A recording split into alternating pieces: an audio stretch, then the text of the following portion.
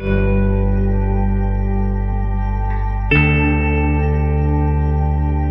Guys, आप सबका मैं स्वागत करता हूं नई वीडियो में। अब 8.1 का क्वेश्चन नंबर 10 और 11 करने जा रहे हैं। 2 क्वेश्चन बचे एक्सरसाइज में, फिर नेक्स्ट एक्सरसाइज करना शुरू करेंगे। सबसे पहले देखते हैं क्वेश्चन नंबर 10। इसके अंदर हमें कहा गया है in a PQR right angle at Q। हमें कोई राइट एंगल बना के दे रखा है, उसके अंदर उसका नामकरण क्या कर रखा है इन्होंने, PQR कर रखा है, ठीक है। और उन्होंने क्या बोला है कि PR QR की वैल्यू 25 के बराबर है। ये हमने राइट एंगल ट्रायंगल ड्रॉ करा, इन्होंने बोला PR QR, जो ये PR और ये QR है, इन दोनों का जो वैल्यूज़ का सम है, साइड के वैल्यूज़ का सम है, वो कितना है 25 है।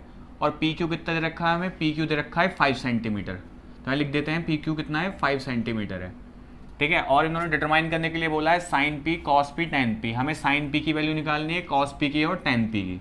तो बेसिकली हमें इस वाले जो ये P एंगल है इसको थीटा मानना पड़ेगा। इसको थीटा माना तो थीटा के सामने वाला परपेंडिकुलर, ये बेस और ये इसका हाइपोटेनस, ठीक है। अब क्या करते हैं, जो वैल्यूज गिवन है सबसे पहले उसको यहाँ पे लिखते हैं। यहाँ पे लिखते हैं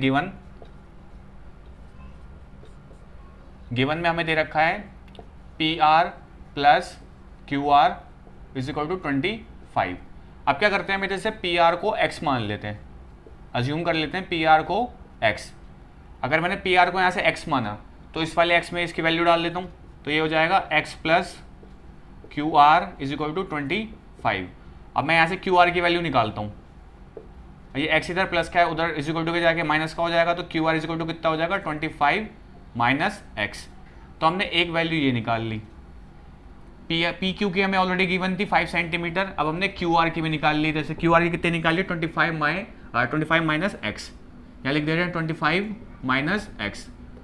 अब बेस की मिल गई, परपेंडिकुलर की मिल गई, हाइपोटेनस की निकालनी पड़ेगी। हाइपोटेनस निकालने के लिए दोबारा क्या यूज करेंगे, पाइथागोरस यूज करेंगे। तो यहाँ पे लिखते हैं बाय यूजिंग पाइथागोरस।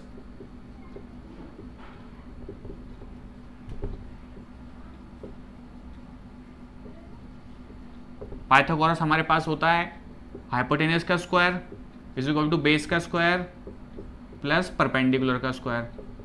अब हाइपोटेनस इधर से हमें कितना मिला हुआ है, PR, ये हो जाएगा PR का स्क्वायर।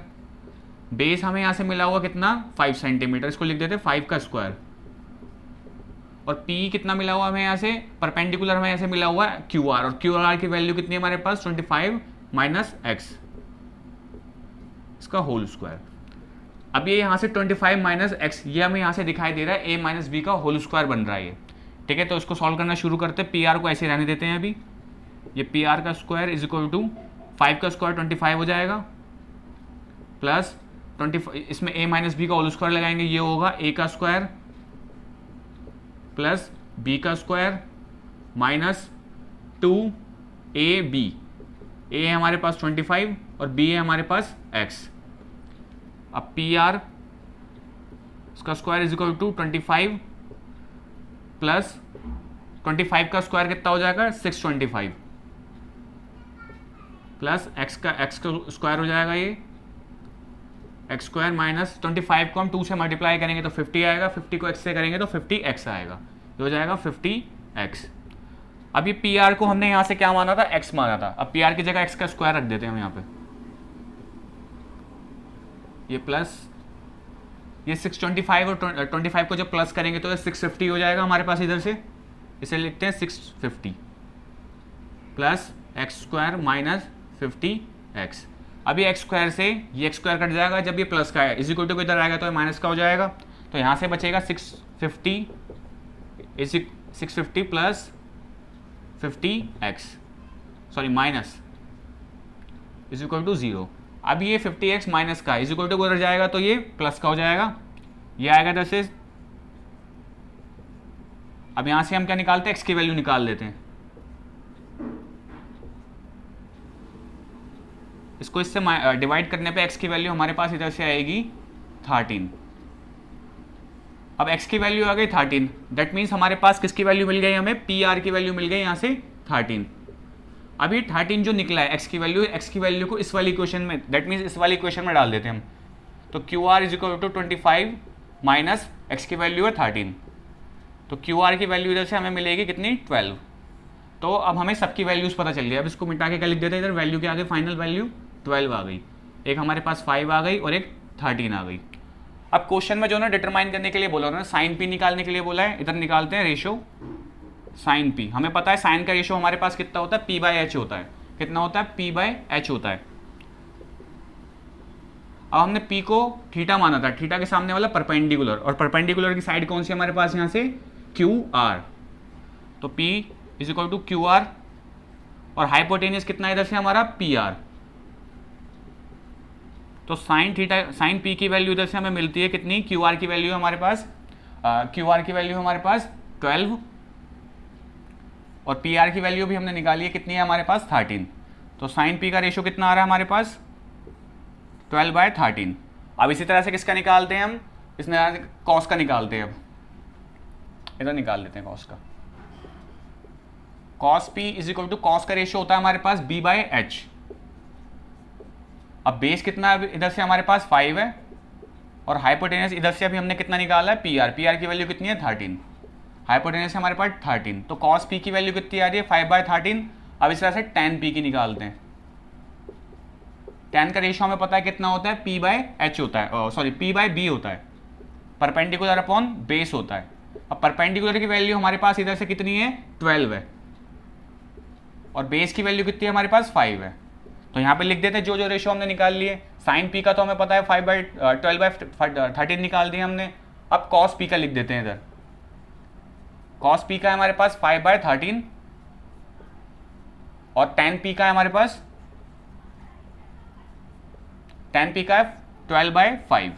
आइए क्वेश्चन नंबर 11 देखते हैं। इसके अंदर हमें बेसिकली ट्रू फॉल्स सबको समझ आया होगा। क्वेश्चन नंबर 11 देखते हैं। मॉडिफाइड इन द सेंस कि इसके अंदर हमें रीजन पूछा हुआ है, जस्टिफाई करने के लिए बोला हुआ है कि अगर ये फॉल्स है तो क्यों फॉल्स है, अगर सही है तो मतलब ट्रू है तो क्यों ट्रू है। तो जस्टिफाई करने के लिए हमें सबसे पहले क्या, क्वेश्चन नंबर 11 का फर्स्ट पार्ट देखते हैं। इसके अंदर हमें कहा गया था value of tan is always less than 1। क्या जो tan a की वैल्यू होगी वो हमेशा लेस देन 1 होगी, अगर लेस देन 1 होगी तो क्यों होगी, हमें रीजन देना है इसका। तो रीजन देने के लिए सबसे पहले एक राइट एंगल ट्रायंगल ड्रॉ करते हैं, इसको नाम देते हैं ABC। ठीक है, अब क्या करते हैं, tan a के रेशियो निकालते हैं हम।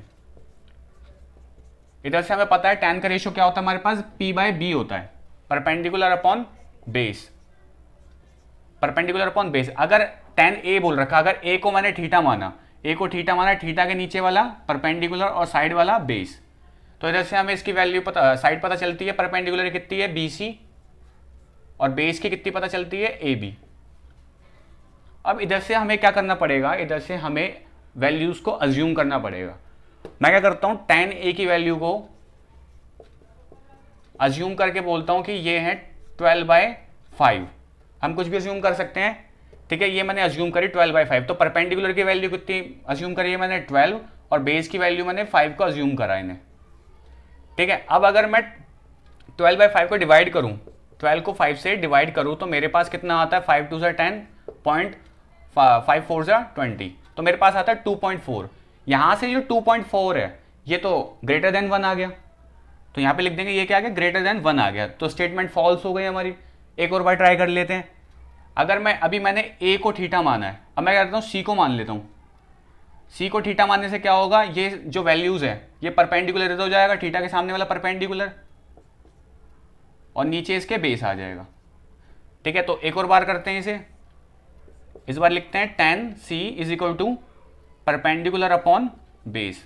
परपेंडिकुलर की वैल्यू क्या है हमारे पास 5, और बेस की वैल्यू है 12। अब यहां से क्लियरली दिखाई दे रहा है आंसर पॉइंट में आएगा, तो यहां से क्या आएगा आंसर, लेस देन 1 आएगा, ठीक है। यहां पे क्या आएगी, वैल्यू 1 की ग्रेटर होगी। तो ये क्या है हमारे पास, स्टेटमेंट क्या है, फॉल्स है। स्टेटमेंट फॉल्स क्यों है, क्योंकि हमारे पास हमने देखा कि जो 1 की वैल्यू है, सॉरी जो 10 की वैल्यू है वो ग्रेटर देन 1 भी आ रही है, वो लेस देन 1 भी आ रही है, और कभी कभी तो इक्वल्स टू 1 भी आएगी, वो 1 के इक्वल भी आएगी, कभी कभी 0 भी आने के चांस है। तो ये क्या हमारी स्टेटमेंट पहली फॉल्स हो जाती है। तो रीजन पता चल गया, जस्टिफाई कर दिया हमने। अब क्वेश्चन नंबर 2 देखते हैं हम। ये ट्रायंगल को बने रहने देते हैं, ये काम आएगा अभी इसमें सेकंड में।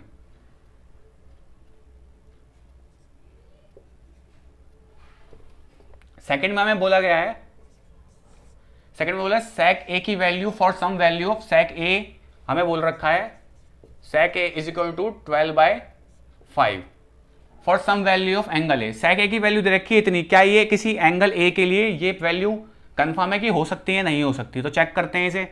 sec a का रेशियो हमारे पास कितना होता है, sec a का रेशियो होता है हमारे पास h/b, हमारे पास sec a का रेशियो होता है हाइपोटेनस अपॉन बेस। ठीक है, अब आपने छोटी क्लास में पढ़ा होगा राइट एंगल ट्राइंगल ड्रॉ करने की एक प्रॉपर्टी होती है। वो प्रॉपर्टी क्या होती है कि जो हाइपोटेनस की वैल्यू होगी, हाइपोटेनस की वैल्यू होगी वो हमेशा ग्रेटर होगी, वो हमेशा सबसे बड़ी होगी हाइपोटेनस की वैल्यू। ठीक है, ये हाइपोटेनस नहीं है वैसे, हाइपोटेनस की वैल्यू क्या होगी, हमेशा ग्रेटर होगी। अगर हम इसको a मानते हैं तो ये हमारे पास परपेंडिकुलर, ये बेस और ये हाइपोटेनस, हाइपोटेनस की वैल्यू सबसे बड़ी होगी हमेशा। तो यहां से दिखाई दे रहा है कि बेस से बड़ी वैल्यू किसकी आ रही है, हाइपोटेनस की आ रही है। तो यहां पर हम लिखेंगे the value of hypotenuse should always be greater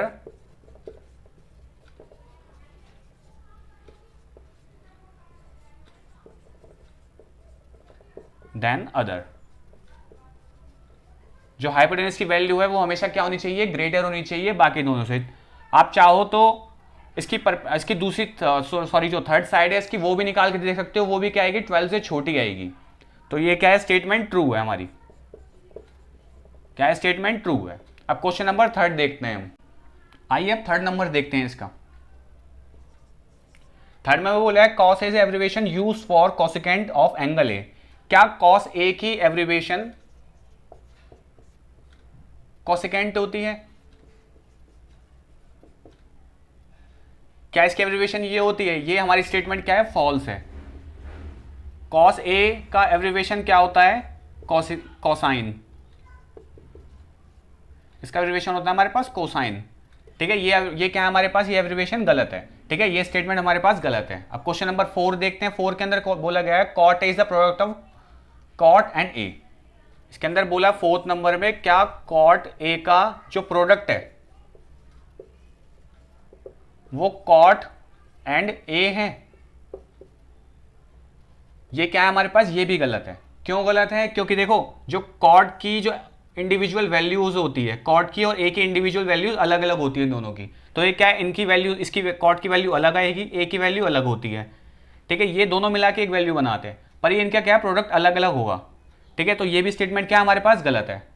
अब क्या देखते हैं हम, 5th देखते हैं। 5th के अंदर हमें बोला गया है sine theta is equal to 4/3। क्या ये वैल्यू सही हो सकती है? तो साइन का रेशियो क्या होता है हमारे पास, साइन का रेशियो होता है p/h। यहां से हमें क्लियरली दिखाई दे रहा है, अभी थोड़ी देर पहले बात करी है हमने, जो राइट एंगल ट्राइंगल होता है उसके अंदर हाइपोटेनस की वैल्यू हमेशा ग्रेटर होती है। यहां से हमें दिखाई दे रहा है जो हाइपोटेनस है राइट एंगल ट्राइंगल का, इसकी वैल्यू क्या है, छोटी आ रही है एज कंपेयर टू परपेंडिकुलर। तो ये भी क्या होगा हमारे पास, फॉल्स होगा। रीजन वही लिखना है, hypotenuse the value of hypotenuse should always be greater than others. ये हमें लिखना पड़ेगा इधर। ये क्या है, फॉल्स है, ये वाला भी फॉल्स है, ये वाला भी फॉल्स है, बस एक ये ठीक था हमारा। ठीक है, तो इसी के साथ ये एक्सरसाइज खत्म होती है। अब क्या करेंगे, हम 8.2 में चलते हैं, वहां पे हम नेक्स्ट वीडियो से करना शुरू करेंगे।